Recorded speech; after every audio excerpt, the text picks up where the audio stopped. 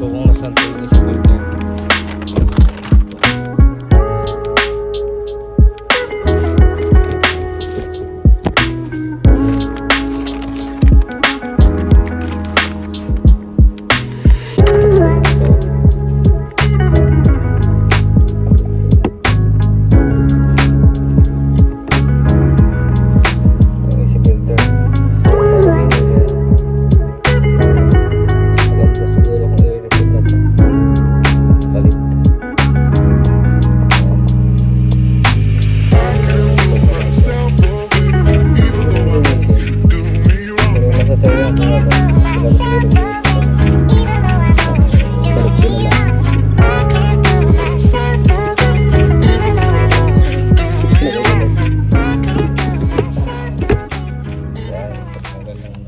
Filter para pag-check.